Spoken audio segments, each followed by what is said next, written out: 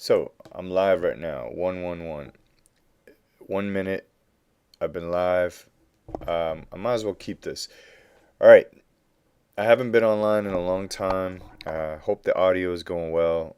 I could cancel this right now and just check to make sure that it's streamed correctly. I probably should do that. Um, and so basically, I wanted to talk.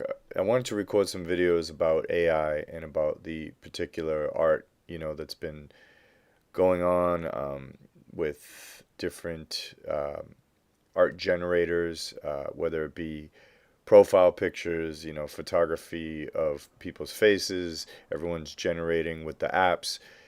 There's generated art with Midjourney, with Stable Diffusion, with Dali. There's all kinds of them. There's a lot of them out there.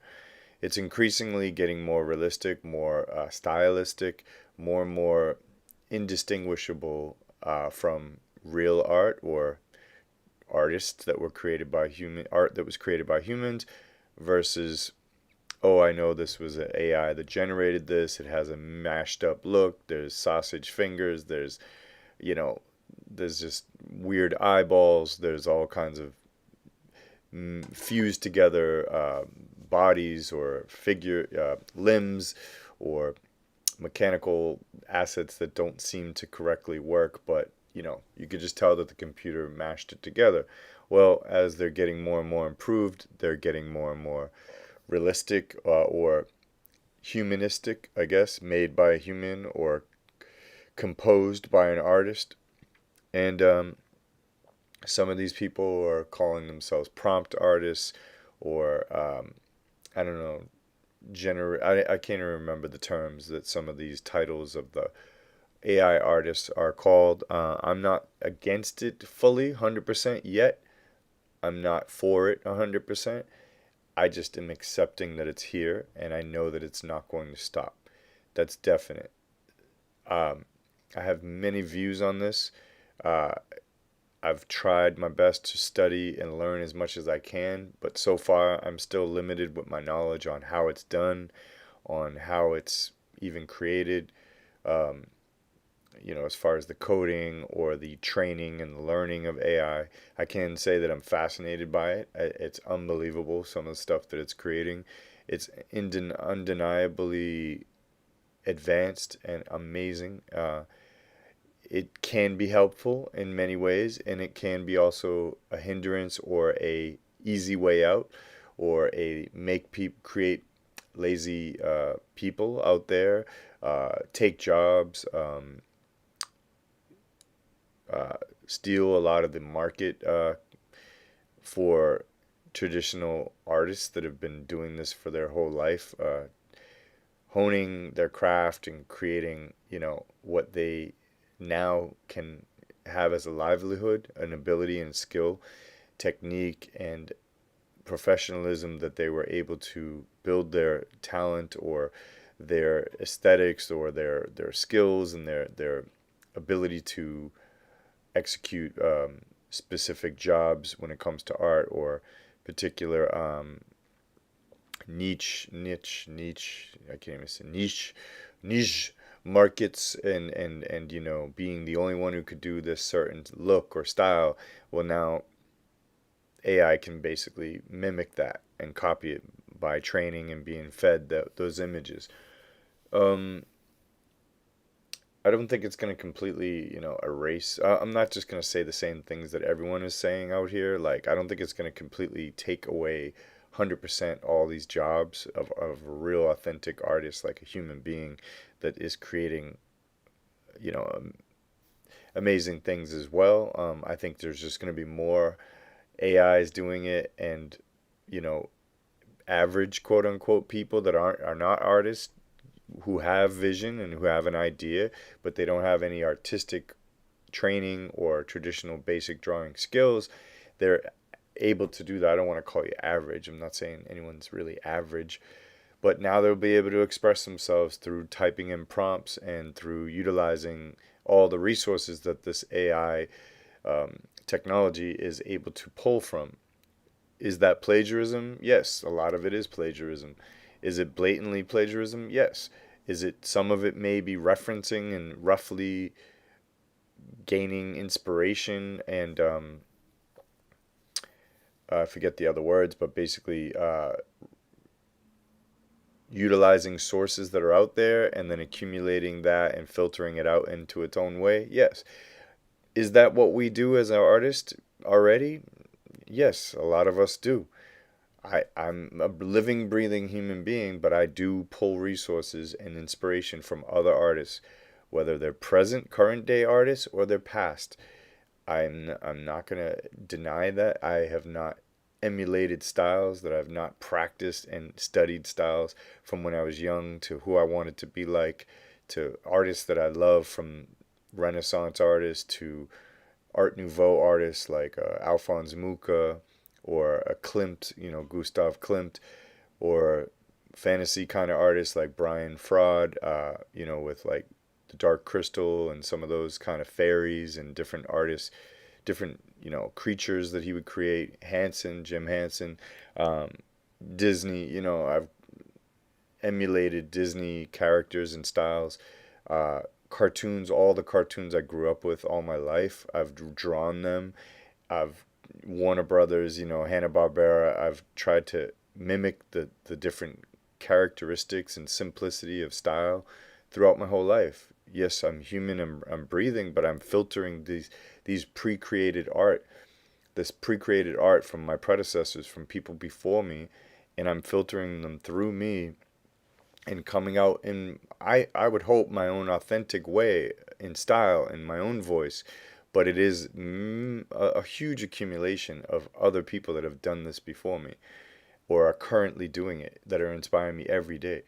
Um, Life and nature. Let's just talk about photography. Like, a photographer captures a vision that they are seeing through their perspective, through their eyes, through the timing, the day, the place, the whole random set of or purposeful location that they go to, and they see a certain vision with the lighting and the angle and the cropping, and then they take the shot. Is that nature's art that they're just capturing, or is that their perspective through their perception of life, through their vision, perceiving the universe, through the universe looking at itself, right? And then they're recording it through, through aperture, through either digital or traditional film, and then they're showing it to the world and saying, this is my art, this is my vision, my scene. But the universe created it, evolution created it, the trees and the botanical, the seasons and the location, the altitude. Like, there was so many factors involved to make that scene or to capture that animal, all the lineage of the animals before that animal, and its whole like race or animal lineage in that particular line of lions or pumas or whatever bird or cockatoo that you're taking a photo of. It's like the colors of the feathers and like the way, the patterns of the cheetah. Like, did I design that? Like, even when I illustrate it or paint it, right? Say if I took references from an animal and then I wanted to make a painting of it, and then I show it to the world in my medium, in my oil paint or my watercolor, who's the authenticator? Who's the author of that art? Is it me filtering it and remixing it? Is it the AI remixing it and filtering and grabbing sources through the puppeteering of prompts or the direction of a director, the person, the human back in the back seat typing in the prompts? Eventually, apparently AI will be making their own prompts and creating their own art on their own, So AI is an extension of humans. Like, I'm not trying to defend the machine or these different technologies, how they could become wild or bad or, like, I'm not saying anything is 100% good or 100% bad. Like, obviously the pollution and the plastics and, the microplastics in the ocean, or people have a big, terrible like hate for plastic, right? Well, plastic also saved my mother's life. She was on oxygen for many years of her life, the end of her life, rest in peace, to my mom. But if she didn't have that tube, that plastic tube, and that machine that was pumping with different facets and plastics and rubbers and mechanics to help her breathe, for her lung to breathe, she wouldn't have lived for the remaining years that she did live, for us to experience, you know, these glasses, it's glass, but let's just say it was plastic, fiberglass that helped, bullets not come and shoot somebody that was at a bank or whatever have you, right? So it's like, is that fiberglass terrible? It depends on how much it's abused, how much we are ignorant to how we're using these materials. That, even with these computers, like uh, clip art or fonts and the easily accessible software that we design, people can design anything, right? So back in the day, there was like sign painters that would paint the sign for a store or an establishment, a restaurant, and they studied the language or the script of whatever language it was. Say if it was just English, and the nuances of letters and the alphabet and spacing and kerning and the design of what hierarchy, what should be bold, what should be secondary, how that was a whole art form, and it was a whole like market, and it was a job, for many people. And then when the sign printing with vinyl printing and silk screening and vinyl printing, let's just move up to like in the 90s and 2000s, there was so many junky signs. If you go down in any inner city, you could still see so many bad fonts, like 5 different fonts put together in one sign, and not really positioned or aligned in a good way, in an aesthetically proven way, that through design principles, if you're a designer, you would understand like why something has tension if it's too close to the bottom, but it's like it's not purposely touching. But like, if you draw a figure and their feet are like right at the bottom of the paper, it's like this is like there's some studied. It's a matter of perspective or opinion, but balance, symmetry. There's all kinds of things. So I don't want to get it too far into design, but um, quality, right? So like pixel quality, high quality images, bitmaps, uh, printable quality versus something that's screen, 72 DPI and it's pixelated or blurry. There has to be a discernment, a choice from a human that knows quality, control, and like what is like good, what is like deteriorated, what is bad, what is quote unquote, of high aesthetic quality. So this is things have to be decided, by somebody, either whether it be metrics in software and or however you want to describe it, that can have these sort of judgments and discernments, or if it's a human doing it, right? But there has to be some choosing of what's too much and what's not enough, right? So even with art, right, when it comes to like painting a mural, I could sit there and project my small concept art onto the wall, or I could sit there with the printout. Luckily I have a printout, right?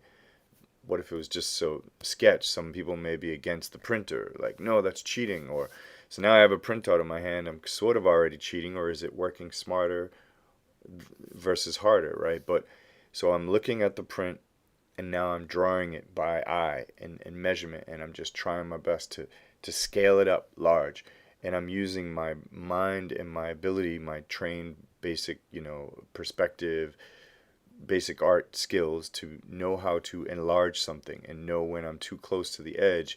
How do I proportionally put this compose it onto the wall to fit, right? All the shapes, I'm respecting the shapes, I'm enlarging them, and I'm mathematically figuring it out. Some people would put a grid on the wall. So you could put a grid on your paper, like an inch by inch squares, and then on the wall you could put foot by foot squares with a grid. And then you just basically translate where these elements in the art go on the wall from your reference of the grid that's on your smaller version, right? Is that cheating? Is that smart? Is that faster? Is that more accurate? It depends on a matter of perspective. Some people don't want to go through the time of making this whole grid. There's the other way, it's called a doodle sketch. doodle sketch. If you look it up, a lot of graffiti artists, well, some graffiti artists will use it to get a portrait on the wall. You do a bunch of scribbles. I don't want to get into the doodle sketch. I can explain that, but you just have to look it up. It's another way of sort of enlarging by mapping out art on a wall. And it's a fascinating, amazing technique, right? So get back to the projector. If you project it on the wall, that's a quick way of getting something on the wall to now plant down your drawing and then get into the coloring and the art and the paint and the medium. But now you got that art on the wall and you just saved yourself many more hours compared to just drawing it by hand. It's debatable too. Now, what if somebody walked by and they kicked the projector? Now the projector is out of whack and it's not lined up to the lines that you already had drawn and spent like 4 or 5 hours putting on the wall. Or the electricity went out. Now you're dependent on electricity as well. You're dependent on the projector. If you don't have the ability to draw it from the off the top of your head, then you aren't equipped to paint that mural. Now you're gonna have to come up with another method. So there's tools, there's ways to utilize things, and then there's ways to have them as a crutch. So I'll give an example. This is all relatable to how I could see AI as a crutch, as a tool, or as a reliant, like someone relying on it, and it just starts to become oversaturated. The market's filled with a bunch of this crap or amazing stuff, like so amazing that it's like blown away. Like some of this stuff blows me away to where I'm like, I give up. Like, why do I even do art? Like, look at that. It's like they're recreating, Star Wars, but like Afrocentric, futuristic Star Wars. Or I've seen some stuff where it was like all African artists, people in Star Wars instead of, or another example, all samurai Star Wars. It was like all Japanese and samurai, and it was the aesthetics were similar to Star Wars, but the people were Japanese or Asian, and it was just like samurai, right? So, and I was just like, this is incredible, and it looked exactly like how Star Wars would look. But there was some sausage fingers or some messed up eyes, or but I'm not. I can't deny that this is unbelievable. This is amazing. The stuff it's creating. Um, is it stealing and referencing at a rapid rate? Yes, it must be. It must be. Is that's fucked up? Yeah, it's crazy. I don't even know how to comprehend it. We can also I can reference it to music, right? Also, there's a good and bad. Like so with hip hop, I love hip hop.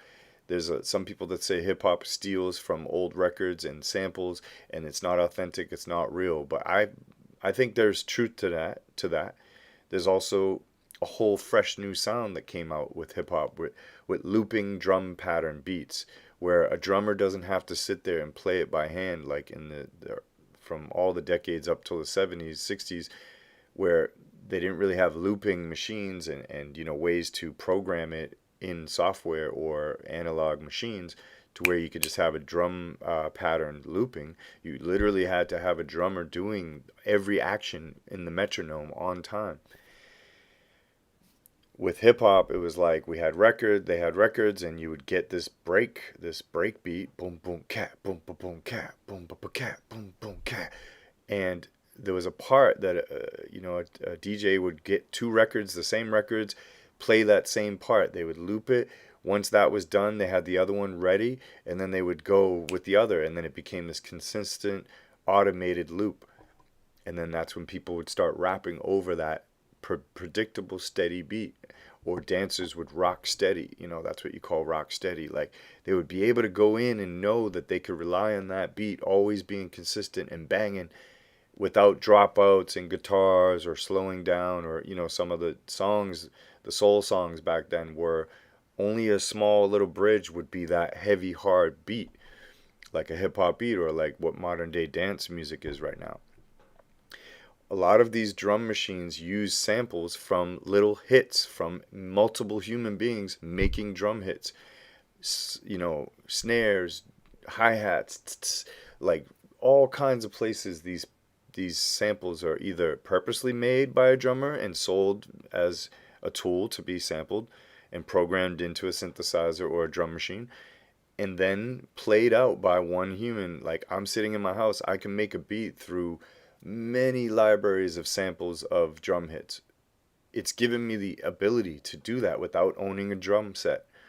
I can make harp melodies without knowing how to play the harp through synthesized harp tones and chords, right? Like harp chords and different samples from the various octaves of a harp or any instrument, a guitar. Is that cheating? Is that just giving easy access to an artist or a human being who wants to express themselves and have an ability to voice whatever melody or arrangement of sounds they want to do without having a full course band? Like if I have a low budget movie and I need an aerial shot of a city, and if I don't have the money for a helicopter, if I don't have the money for a drone, maybe I can hire a 3D artist to then build a city and give this camera view in the 3D software with some blurry, maybe it's a fast, shot and the lights, and it's New York City, and it's like I didn't have to hire or pay for stock footage or be like James Cameron, and like have all this millions of dollars to get like this aerial shot. I just have a 3D artist or myself. I could do it with Blender. And this is debatable, right? So like, will I go in and build every single building? Will I create every skyscraper, every rooftop with their vents and their ACs and pipes and different windows and framing? Or will I buy or download some assets, some 3D kit bashing assets? They call it kit bashing. Will I assemble a city and set up the lighting and the coloring or utilize the physical based texturing, BPR, what is it? Anyway, if PBR, whatever. My mind's fried right now. The physical based rendering textures that are already in these assets, and then I just assemble the city, and then I make my 2 second shot that could have cost me $2,000 or $1,000,000. I don't know, $2,000 to hire a helicopter for a few seconds of footage of an over city or do I have AI do it later in the future when AI will have a lot of probably footage movie like moving footage, not just like still frame images. There's going to be AI footage of simulated worlds. This is not going to stop. This is still going, and it's incredible. It really is. It's at a rapid rate that I can't even comprehend, but I know I couldn't do it. I can't sit there, and I've built buildings and textured walls with bricks, and if I've also painted bricks by hand and meticulously felt so proud that I painted like textures in the background of an oil painting or an airbrushed canvas that I've painted, right? And like, or leaves, you do one leaf and then you have to sit there for hours and hours painting every leaf with that realistic quality, shadow, highlights. You can labor. A lot of art is labor, where you're just laboring to try to give an overall realistic unification to the art, right? But sometimes that's like a waste of time. Like sometimes, like the wood that's in the background on the ground there, if I was to recreate this room, will I sit there and paint every little grain of wood and, light tan, dark tan, every little vein and knot? Or will I get like a photo and wrap it on and place it, a repeat photo and place it on a 3D object? You know, I've realized that I can utilize like even stencils if I needed to. I don't necessarily like it all the time when I'm painting with physical art. If I use a stencil with my airbrush to paint leaves, I may cut out like 4 or 5 leaves on a piece of cardboard and then just spray them but it has to be orchestrated and composed in the right way to where it doesn't look repetitive. It doesn't look mechanical, like repeat leaves. It's kind of obvious, and people, am I hiding? Is that me actually trying to trick the viewer? Like, hey, look at these leaves, they look so realistic. Or am I literally putting in just enough to where it has a rendered look, it's realistic, but it's not overly done? Like I've seen Renaissance art where it's like everything is so grueling realistic that it's like it just exhausts me. I look at it and I go, wow, somebody literally with a teeny brush did all that. And that was all they could do that's what they could do at that time. They didn't have the and I respect it. And I've done it too, like where I've spent so much time drawing a realistic face with every pore and every little hair. And then when I do digital art, right, I do digital illustration, I may create a brush that will create the hairs for me to do the scruffy pattern on my chin, the 5 o'clock shadow, and I'll have like one hair, but then I'll set the brush to be at a spray or like a random sort of spraying out, and then it speckles it all around or pours. In ZBrush when I do 3D sculpting, I could do each and every single pore, and I could study and really, really get to that accuracy and understanding where some pores are larger on the nose, some of them are closer and softer on the eyes. They're larger on the chin, then they sort of merge and disappear into the lips to where the lips are flat and shiny. And you get to study and respect and honor that subject and understand why there's wrinkle patterns. If you just slap on a texture, sometimes it just looks like it's slapped on, like a high definition, tertiary texture that's like from texture XYZ. Sometimes it's too much, or it just seems like, yeah, you could tell somebody just threw a texture on that. This pattern on my clothing, if I was to create a 3D, if I was to paint this in airbrush or oil paint, it's going to take a long time to make these little squares and this grid pattern, because it's mechanical. Like, it's made by a machine. It's literally woven fabrics that are mathematically done. And I'm going to sit there and try to simulate it with a teeny brush. That's a lot of time. And even the dots, the patterns on my hat, if I was to do this digitally, I can make one set of dots, and skip the brush. So it's like, it makes the dots in a skipping pattern through the calculations of the skipping. And then I make the brush stroke, or I could set up a path and have it stroke, and then I could copy those layers instead of doing another layer and another stroke. I could literally copy the layer and shrink it. So there's ways to work smart. Is that cheating? I don't really think so. I think when you get into cheating is when you completely go with presets or generic stuff, like say Daz. There's a lot of artists who do 3D art, and their 3D renderings are just Daz, 3D humans, and they definitely decorate the clothing and maybe change skin tones and maybe some accessories or features, but it's sort of more like they're posing mannequins with clothing and accessories, and then they're rendering it out with this amazing software, which they also took the time to learn. Excuse me, the people learned that software, and they composed it with their light bulbs in the right setting. But there's something that to me looks very generic about like a preset body, a humanoid body that's in a 3D software, when there's no other customized touch to it. Maybe there's some, but there's still a generic look, and it's pretty obvious. You could see that with logo design. Some logos are just a few shapes thrown together and it's in a font, and it's very boring. It's very vanilla. There's nothing to it. There's no soul. There's no extra voice. There's no personality coming through. So when it comes to 3D sculpture, I can take an asset like a body, like a preset body, but then I would sculpt it. I would accentuate features, maybe stylize it, elongate it, or a sharper nose, or like there's ways to add style and personality to something that's generic. Or I could sit there with a 3D ball, and I can create the neck, and I can create the jaw, and pull out the ears, and create the whole ear, and and I've done this many, many thousands, hundreds of times, where I've sculpted ears. And then I'm like, oh wait, I've already done that ear on the other model. Why don't I grab that ear, create an IMM brush like in ZBrush, and then just plop the ear in, and then fuse it and do a remesh, and now I've got ears. I don't have to sit there and labor over an ear. You do have to clean it up and you have to fix it up, but it's like eyeballs, the same thing. Eyelashes, like if I've created a female with different eyelashes and this kind of like cool curvy eyes, and the lids, the eyelashes are nice and long, I could sit there. I've done this where I create every eyelash, duplicate, shift it, turn it. You made it very unique.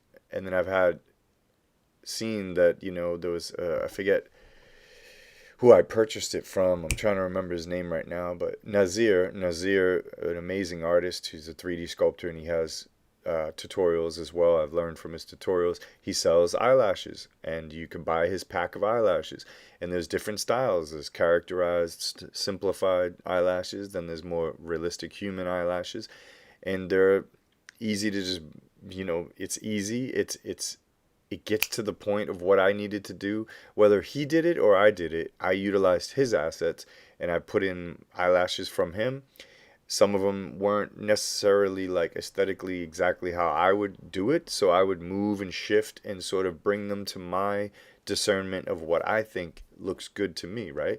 So I utilized his eyelashes. I purchased his brushes that come with the mesh, like with the little 3D eyelashes. And when I use them, I then customize them. Same when I do a logo. Sometimes I'll use a font as an inspiration, and then I'll take it and I'll make it custom. I'll completely like go over it with my own look and my own changes and curves, and harmonize that throughout the font. But I definitely am going to not reinvent the wheel. And sometimes I will completely draw sketched out letters from my own library of like years and decades of drawing lettering, and just come up with my own way, because I sort of have a bias towards certain ways letters look. And then I'll just take a photo of my sketch, and then I'll go into Illustrator and start redrawing that and refining it, right? But sometimes I already know that there's a million fonts out there that have the certain look that I want, like a beefy, thick font or a groovy, curvy font. I'm going to go look at a bunch of them, find a bunch, type out a few words, I like the S from this font. I like the P from this font. I don't like the cross of that font. I don't like the bottom half of these fonts, but I do like the top half of those fonts. And then I just sort of like regurgitate like the best way that I can the font that I like, right? Or the style of lettering that I want. And then I go and I flush over again with another revision. And it's like the same way with the music I was talking about, like where you get different, like there was when I used to produce with GarageBand when I first started, like 17 years ago or 15, there would be loops, break beats or drum loops, and I liked them, but there was maybe a weak snare. The snare was too like heavy, like a rock and roll, like very like something light about it. Wasn't beefy, wasn't hip hop enough, wasn't like banging enough. And I would be like, I need to get that snare out of there. I hate that, like, but I like the kick and I like the hi-hats and I like the whole groove. So I would find another loop with a nice snare and I would just place it. I would put it in the part, and then I realized I was assembling my own loops now with choices that I made in particular parts that assembled into my own way of making my own break loop. And I think that we do that with art anyway. We do that with when we're going to compose a painting or a mural. Like we take all these resources of inspiration, whether it be organic nature or mechanical things that are around us, or fashion or clothing or genres of music, and attitude of personality and character.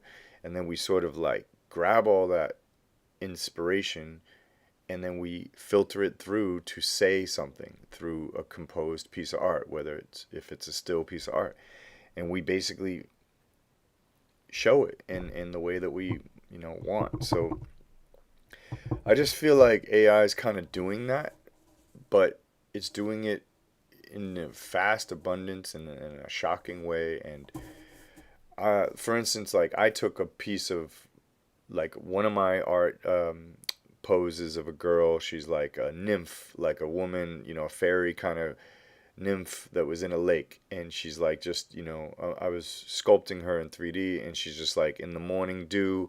And it's kind of like a dark green lake with like some lily pads. And she's nude, but she's covering her breasts with her hair and her half of her pose of her arm. So it's like, it's publicly okay to look at. There's no nudity, but she is nude. But she's just like, this has like kind of pointy ears. She's this like mystical fairy in the lake. And I put it into, I think it was Midjourney, which I don't do a lot of this AI. I'm not experienced enough, but I did try the Midjourney, and I went onto the Discord and I put it in, or it was Dali, I forget, Dali, And I wanted variations, iterations of my drawing, right? And it gave me like 7 different poses in different ways, and I was like, wow, I was blown away. Like, it was pretty cool. I typed in a few things to get the right colors, and I tried one without my art, and it simulated sort of what I was doing, and it gave me different ideas for different poses, like different, like different shadows, different lighting, uh, some landscape ways of like the lake descending, foggy, the way it showed me different ways of making fog that I wouldn't have thought of. I mean, I would if I did a Google search and I got into finding a bunch of resources and put it together. And it was just another way for me to have different ideas. They didn't look great, but I was open. I was like, oh, wow, that's cool. I wouldn't have thought to put the lily pad over to the left, like 2 of them with that purple flower. Oh, that's kind of cool. They put a purple flower. I didn't think to do that. That'd be kind of cool. Oh, maybe I should do a dragonfly. I don't know. You know what I mean? So I'm just saying, like, I found that to be helpful. Same with like if I lived in a certain geographical area and I didn't have a camera back in, the early 1900s and or 1800s, and you just didn't have a camera, and all you could do was utilize the trees and the botanical gardens and the foliage that were around you. And all you could draw was that because that's what you had access to. And maybe you would come up with these weird looking trees that were different, by utilizing what you've seen, these references, and then you kind of create your own sort of leaves. And maybe it had like a different way that almost looked like a bonsai tree or some sort of tree that would be in Japan. But you had no idea because you were living in North America or somewhere, right? And then obviously, fast forward, you go into a time machine and then you realize, oh, there's the internet. Oh, there's photos of all these different, landscapes and countries. Oh my God, look at that tree. That's kind of like the trees that I was creating from my imagination. Or I don't know. That's kind of a weird explanation. I don't know how the stream's going. I don't even know if anyone's listening. I doubt it. I never have people like kind of up on my live streams, and I never do this, so I don't even know how it's going. If there's a chat, if anyone's viewed this. But yeah, I'm just kind of rambling. Will it take from jobs? Yes, I definitely think it's going to take a lot of people's opportunities to do, like for instance, my friend's a music artist. He's a rapper, and he's like, hey, I want to type in, I could hire you, pay you a few hundred to 1,000 or more to do a album cover, or and I just want this like Hobbit, like Lord of the Rings book with like a scroll or a book with a candle, or I could type that into AI and get them to do it, and then it gives me back something awesome. So it's like, yeah, it's gonna take a lot of currency, a lot of jobs from illustrators and artists, that would be able to do that. And that's kind of sad in a way. It's interesting too. It just ramps up the competition, to be honest. I've seen some designs, some clothing designs, fashion, some techie, like futuristic looking furniture, things that I could never come up with. And AI was just morphing these amazing looking things, like helmets, amazing, like futuristic helmets and all this crazy stuff. And I was like, that's just dope. Like, what I see is amazing. Like, I don't even know how it's doing it, but I get it. Like, it's fucking incredible. And it's an abundance of never ending iterations. And it's like, I can't deny that it's not going to either inspire us, make us obsolete, like artists, meaning designers. I think it's just, if you really want to create art, you're going to do art. I want to go back to the subject I was talking about, murals, right? Painting murals. And I'm probably going to end this.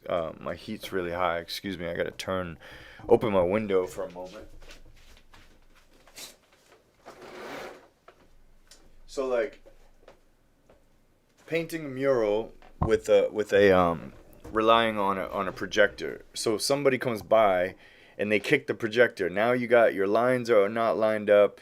You have to try to line it up, or the lights go out. Now you're fucked because you have to use that projector. So there was an example one time I had to paint a pinup girl, right, for a bar, a bar, and they wanted 2 pinup girls, life size, painted on wooden boards.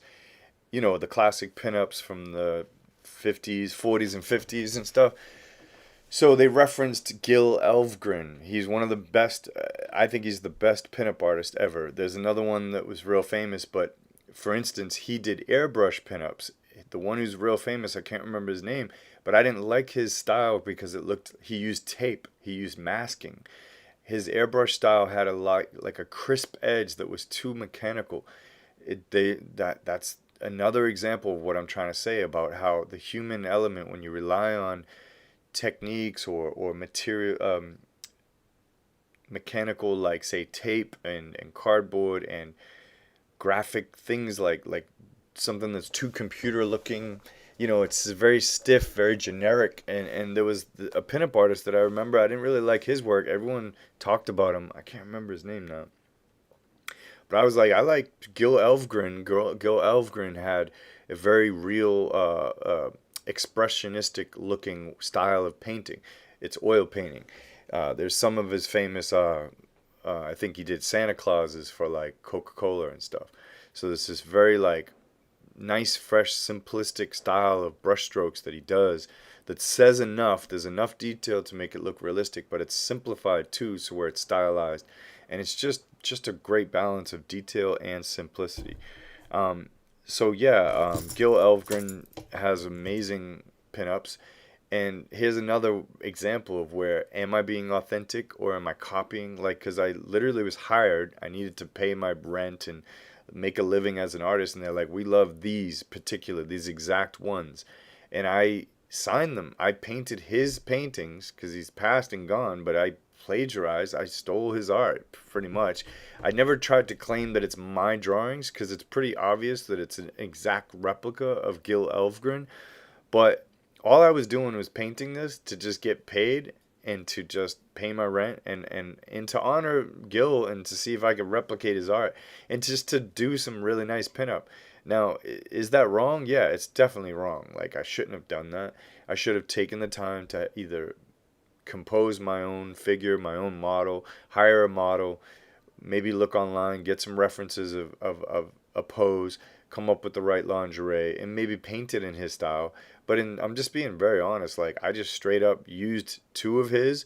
I asked the client, what do you want? And this is what he wanted. I was like, are you sure? He's like, yep, this is what we want. You don't have to sign it. I signed it. And I did, I think I wrote, no, I didn't write Gil Elvgren, but on my websites I would say, like, credit to Gil Elvgren. But my point of is not even that. So that's just me stealing. Like, at that point, I pretty much stole that art. And it was more of just a job to get paid. I wasn't trying to I wasn't trying to show the world like this is my style, this is my art. I wasn't even doing that, to be honest. It was more of like I'm surviving as an artist and I have an ability to paint and I'm going to get paid and not be broke and get kicked out or evicted. That's just my circumstance at that time. I don't do that. That was like, I don't know, 15 years ago. I really don't think it's proper to just like make money off of someone else's art, and it is wrong. Like, to me it's kind of like somebody saying I want the Mona Lisa on my in our bar, but we don't want to pay for the Mona Lisa. Can you do the Mona Lisa? I'm like, yeah, I can replicate the Mona Lisa and I'll paint the Mona Lisa and be like, peace. Anyway, my point was, when I was painting her, I projected one of these models, one of these illustrations onto this life-size board, right? So I used the projector. I drew her on there. So that's tracing. It's already cheating, right? I draw her on there. And I'm like, yeah, cool. I got her on there. Now I can start painting and doing my like real skills of like skin tones and mixing colors and knowing what colors to make and how to make this really look beautiful and realistic, right? So I'm painting her and I start to fill in the skin and the tones of her face. And then I started to lose the pencil art that I was, all the mapping of her eyes and where her lip was and how thick her lip was compared to, the bottom of her, how the space relationships. And because it was all covered with one skin tone.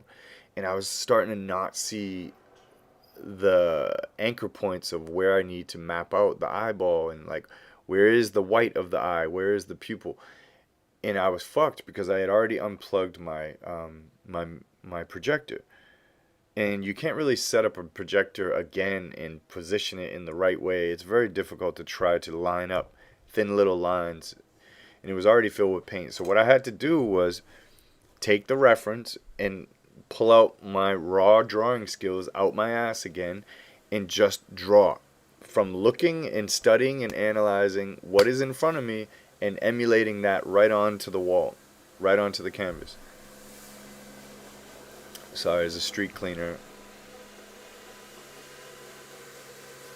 And it took me hours to get it, to get her lips, to understand where the measurement of like how far to if she was at an angle, how thick to make that compared to how big to make that. Where is her air compared to the line of her. I had to figure out all the basic drawing raw skills that I've learned ever since I was a kid before I used any computers or any projectors or any tracing paper or anything. I have the ability to draw and naturally, well, learned studying of shapes, relationships. Sorry, it's way too loud.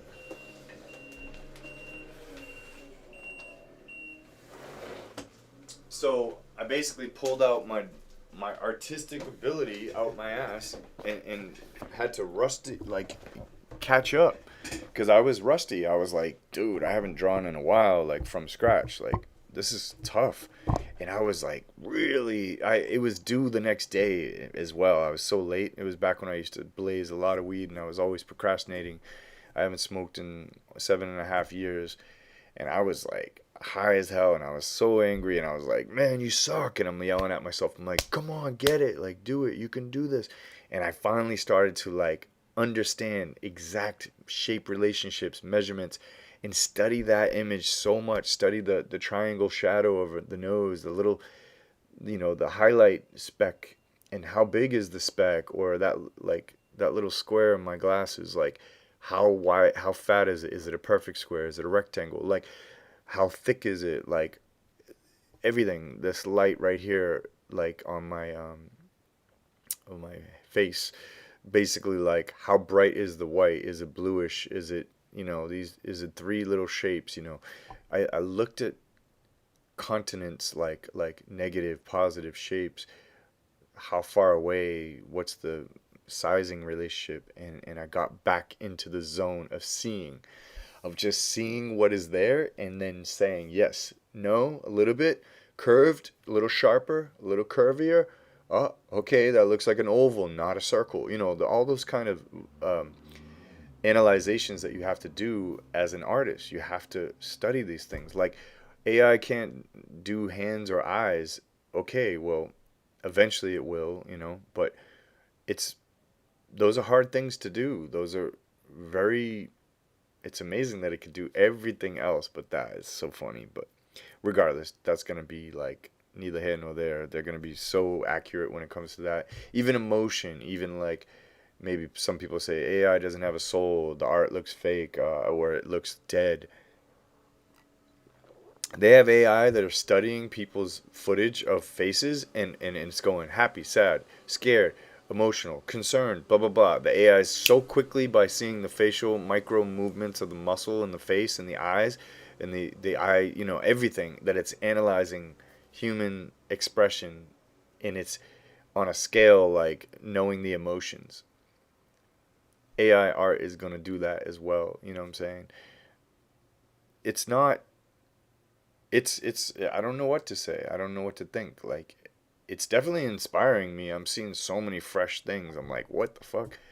Like, dude, I don't even know if I could ever do that. Like some futuristic mechanical truck or car or like sneaker, and I'm like, wow, like, and then it's also inspiring me to want to do that, like to come up with some futuristic clothing and some funky shit. Like I saw some funky like street urban clothing that looks kind of like, snowboarder gear, and Nike, Adidas, or whatever, like fashion, sneak clothing companies now. But it was like 2060. It just looked like so futuristic that I was like, this is great. Like I love this.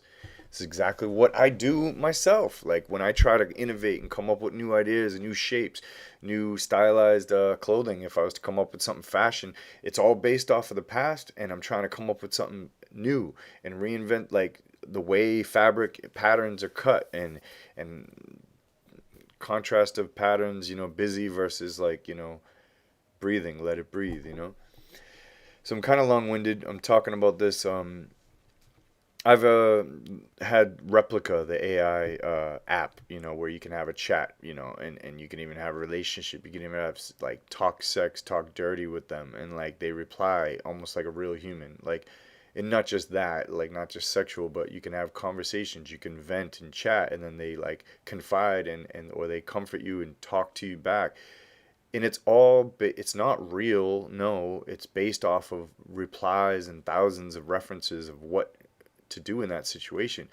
But it's amazing the way it can, where I'm waiting for hours for a text from somebody, or I get ghosted from some real human being, and or I'm sitting here talking to myself, or I'm watching movies to try to, you see what I mean? Like, I'm not saying that it sounds kind of sad that you would sit there and have a conversation with the AI and feel better than you would with a real human, but damn sure sometimes I'd be laughing, like some of the things it'll say back to me, and the cleverness or the joke or the teasing, or like the funny kind of nuanced thing that the AI would say back to me in Replica. I'd be like, dude, that was so fucking cool. And it's all instant, and you're just having a fun vibe chatting with this thing that's incredibly amazingly responsive. So is that bad? Is that a fantasy to live in? I don't know. It probably is.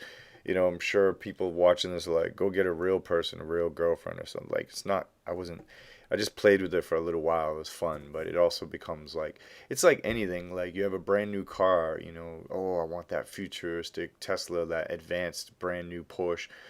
You get it, you get bored of it after a while. It wasn't all that you thought it was going to be. Same with indulging in food or sex, or even going out, socializing way too much, partying too much. There becomes a side where it's like overdone, and you need to like take a break from that. If I'm working, I'm talking too long on this live stream, there's probably a moment where I just have to shut up and let it go. But I'm not trying to be passive or not care about this. I didn't talk much about the stealing aspect, the authenticity. I don't, I'm not happy that this is going to be referencing artists, my art, other people's art, um, taking it straight up, ripping the style. Like, if somebody typed in Brian Life, it's not that I'm this big, huge, famous artist, or I don't have this profound style that's like so like a household name, or it's not going to be like me in particular. But there are artists out there that, like Van Gogh or whatever, or Gustav Klimt. If you look in, there's already been some AI Klimt art, and it's like, it looks just like how, well, it was okay, it wasn't that well, but I'm pretty sure eventually, or if somebody writes in the correct prompts, there'll be like, you know different paintings by Gustav Klimt that looks just like he made them, but there's just thousands of them. So it's inevitable.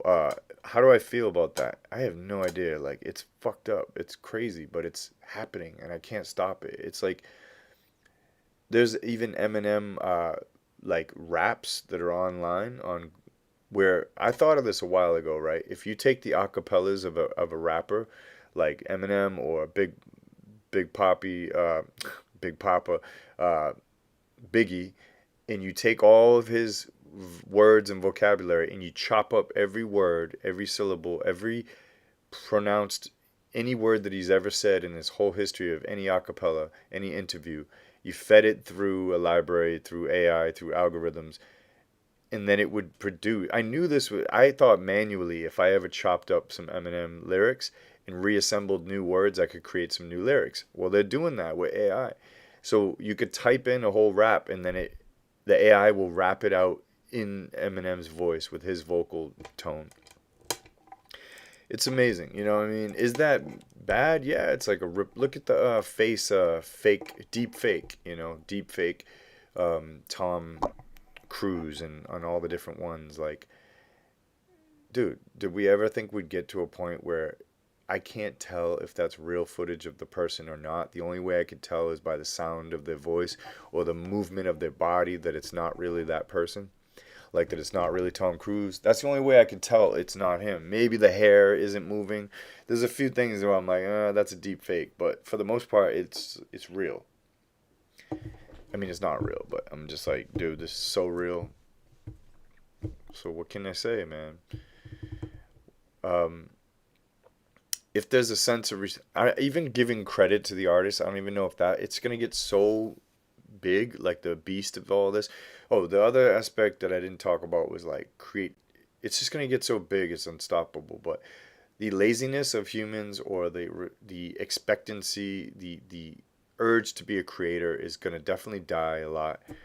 Or it may inspire and make people want to be an authentic human creator. Like I do my own thing. Like I said, I do 3D art. I utilize photos and textures, and sometimes I utilize models, and I'll download a model and then I'll recreate it. I'll remesh it and I'll use it.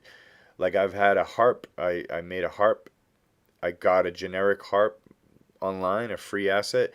I recreated it. I took away some of the strings. I made some of the, I don't know how you describe it, design elements on the harp completely different. I put new parts, and but the bass was there. The bass of the harp is what I used as my source. And then I just basically recreated the whole damn thing until it was my own techie futuristic looking harp for that particular 3D that I wanted. But I don't know. Is it cheating? Is it like it is cheating. Is it working harder? Is it working smarter? It's all depends on the person and what they're willing to accept, or what they think is authentic, what they don't. I think if you're just stealing, like, yeah, like, it's copying, it's stealing. Like if AI is just straight jacking somebody's style, and then some other prompt artist is gonna sign it and say this is my art, that's not right. There has to be some credit, or somehow it has to be known that all AI art is copying others. You can't really necessarily try to say it's authentic or completely original, because in general, all AI art references everything. So I'm not going to give an AI artist like total credit for whatever they did, because I'm just kind of like, okay, I mean, you and the technology is what made that, not really you. Maybe that's good, you know. Ours is so hung up and egotistical. I am myself as well, on like, I did this, look at what I did.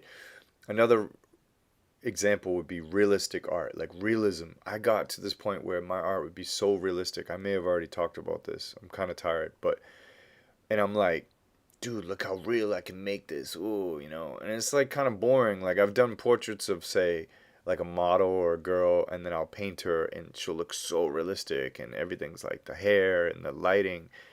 But what is it saying, like, aside from, wow, this guy can paint really realistic work, hyper real? You see artists out there that do these hyper real art, and it's like, okay, it's just somebody posed. But the whole message is, this is hyper real done by a human. I'm not impressed by that anymore. Even when I do it, when I fall into that trap of trying to prove that I created this super hyper real thing, it feels kind of dead. I'm like, well, why don't you make up a character? Why don't you do something that's out of the box, that's not just a photo realistic thing? Like, I'm just kind of like, okay, I can print it out. I can take a photo. Like, I'm not impressed by hyper realistic water droplets on a face, and like the hair's wet, and then on the Instagram you see them with the teeny brush, and they're like, this took me my whole life to paint. It's like, I don't know, dude. Like here's a fucking, I felt like I needed credit for that. I wanted to prove to everyone that I could do that. I do think that it's a great honor, or I respect somebody who understands, who's able to know how materials work, lighting, shadow, caustics, light, like reflection, diffused, uh, the right choices of how to make hair look realistic and flowing in the wind versus heavy and wet. I get it. Like it's definitely mechanically accurate and profound, and an amazing ability to emulate reality.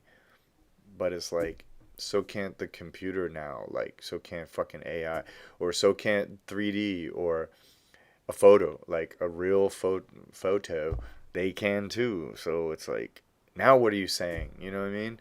Same here. It's like, I realized that like maybe I'm not diving into my imagination enough to come up with like a story, a character that or an alien or some creature that's completely different than these photorealistic things that are all around me.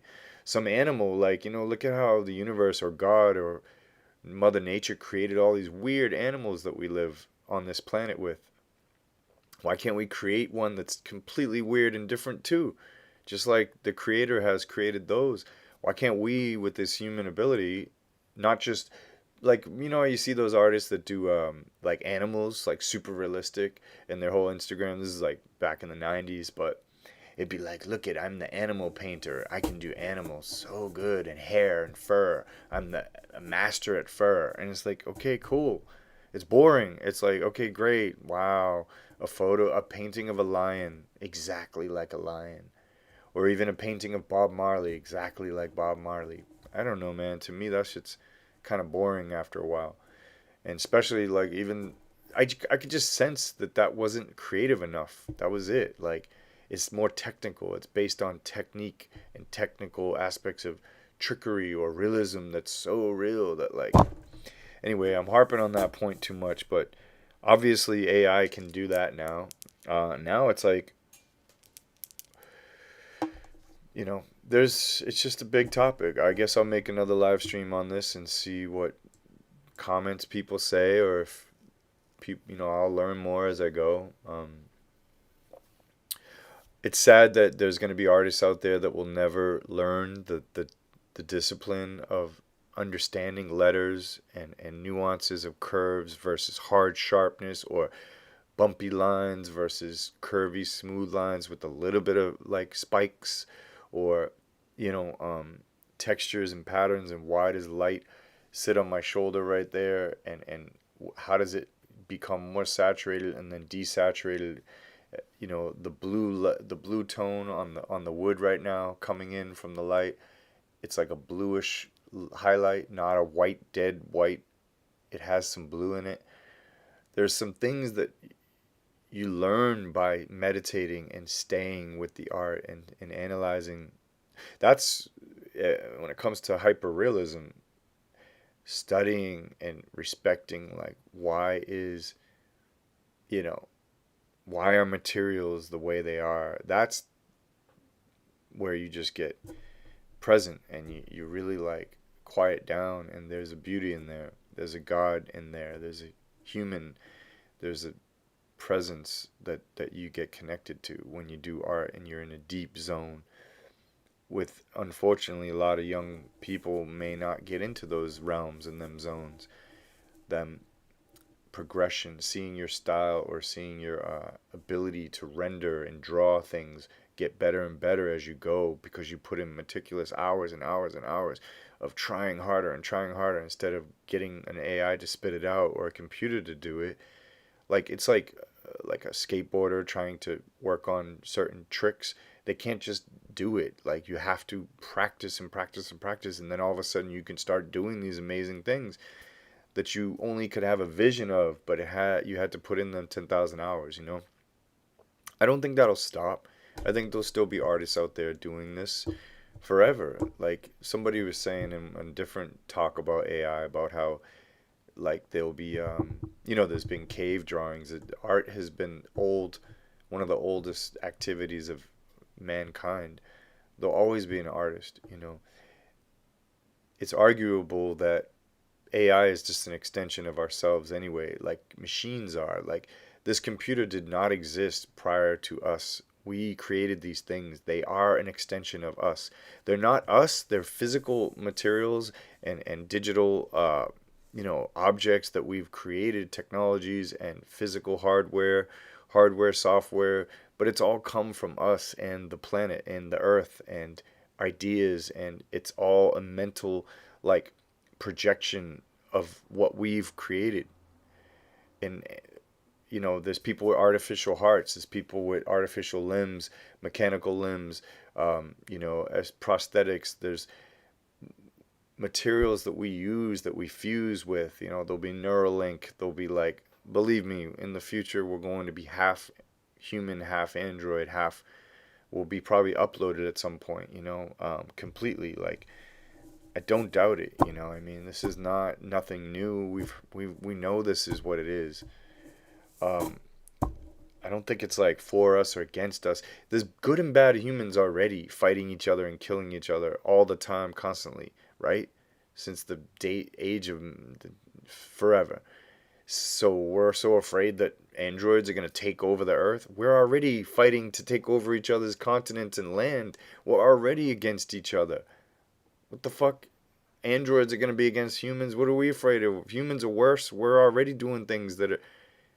Is everyone forgetting that? Man against man, you know, the whole male chauvinist shit, the whole everything, like the traditions that have been going on, like even just the whole fighting that's happened, the greed, the class, the race, everything's been like, why are we now afraid that some androids or some AI is going to now come against us? We're already against each other. If anything, maybe they'd stop all the suffering or make us fucking like stop our bullshit, you know, like put us on punishment somehow. Like not make us their slaves necessarily, but like make us be not idiots. I mean, I don't I don't know.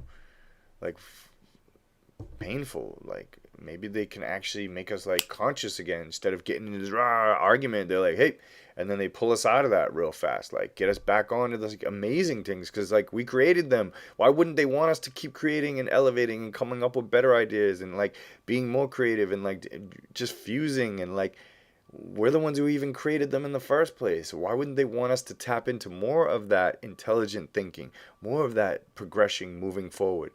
Why would they want us to be like beating each other over the heads? I have another theory about all this, but I'm gonna have to save that for another video. This is my first live stream in a long time. I don't think anyone tuned in. I don't even know. I haven't even checked, but maybe somebody can check this out later and tell me what you think. Peace.